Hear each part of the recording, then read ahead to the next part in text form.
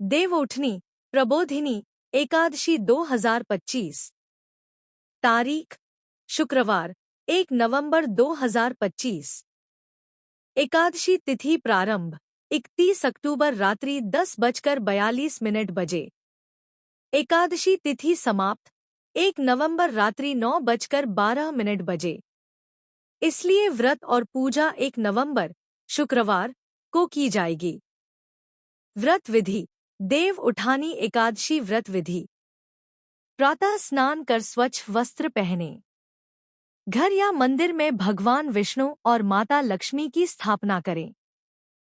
People के पत्ते, तुलसी दल, धूप, दीप और नैवेद्य अर्पित करें।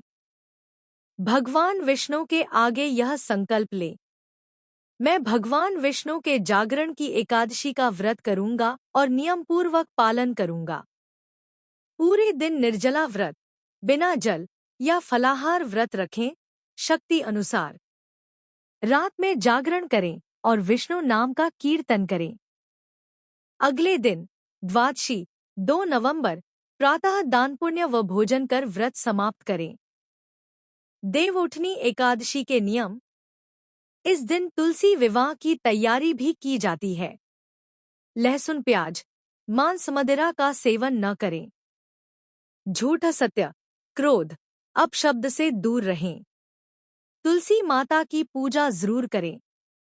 गरीबों को अन्न, कपड़े या दान दे। विशेष उपाय।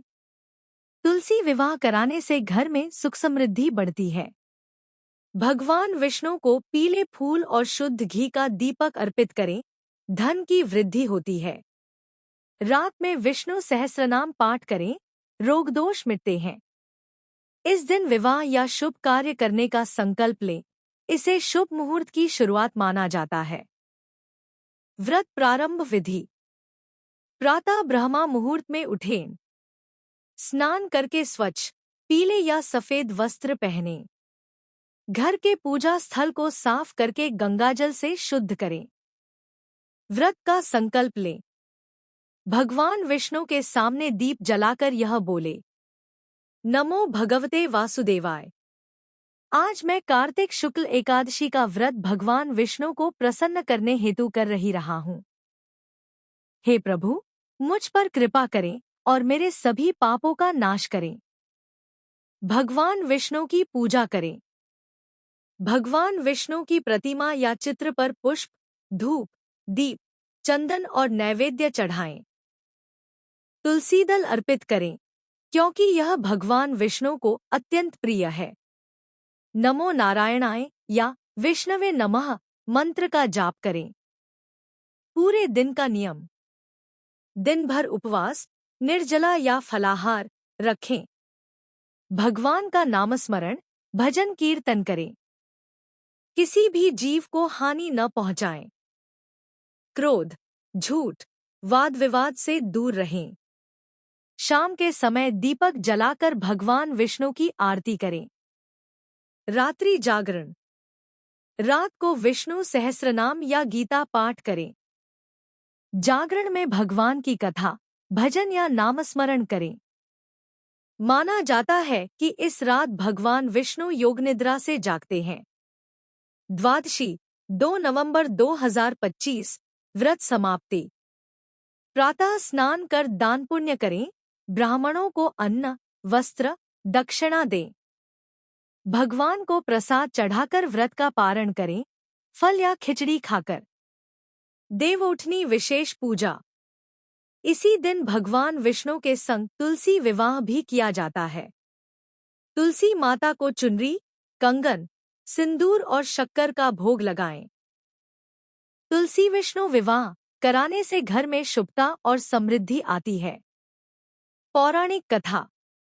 एक समय की बात है, भगवान विष्णु ने असंख्य युगों तक असुरों के संहार और देवताओं के कल्याण के लिए बहुत परिश्रम किया।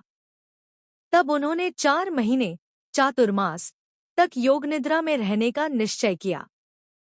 इसलिए आषाढ़ शुक्ल एकादशी, हरिशनि एकादशी के दिन भगवान विष्णु क्षीर सागर में शेषनाग की शैया पर सो गए। उनके साथ लक्ष्मी माता भी विश्राम को चली गईं। जब भगवान सो गए तो देवताओं, ऋषियों और मनुष्यों के सारे शुभ कार्य, विवाह, गृह प्रवेश, यज्ञ आदि रुक गए। सभी प्रतीक्षा करने लगे कब प्रभु जागेंगे और संसार में फिर से मंगल कार्य आरंभ होंगे। 4 महीने बाद देवउठनी एकादशी। 4 महीने बीत जाने पर जब कार्तिक शुक्ल एकादशी आई, उस दिन भगवान विष्णु योग निद्रा से जागे। इसी दिन को कहते हैं देवउठनी एकादशी या प्रबोधिनी एकादशी। जागने पर भगवान ने कहा, जो भक्त इस दिन मेरा व्रत और पूजन करता है उसके सभी पाप नष्ट हो जाते हैं और उसे मोक्ष प्राप्त होता है। तब से ही इस दिन तुलसी विवाह और शुभ कार्यों की शुरुआत का प्रचलन हुआ। लोग इस दिन तुलसी माता और शालिग्राम, भगवान विष्णु का स्वरूप, का विवाह कराते हैं। तुलसी विष्णु विवाह कथा संक्षेप में। एक बार असुर जालंधर अपनी पत्नी वृंदा की पतिव्रता शक्ति से अजय हो गया। देवता हारकर भगवान विष्णु के पास गए। विष्णुजी ने जालंधर का वध करने के लिए वृंदा का रूप भ्रमित किया, जिससे उसकी तपस्या भंग हुई। वृंदा को जब यह ज्ञात हुआ तो उसने विष्णुजी को शाप दिया, आप पत्थर बन जाएंगे। वृंदा के तप से भगवान ने कहा, हे देवी, तुम्हें तुलसी रूप में पूजनीय बनाऊंगा और हर वर्ष कार्तिक शुक्ल एकादशी को तुम्हारा विवाह मुझसे होगा। इसलिए इस दिन तुलसी विष्णु विवाह का आयोजन किया जाता है। फल और महत्व। देवउठनी एकादशी के दिन व्रत करने से चातुर्मास के सभी व्रतों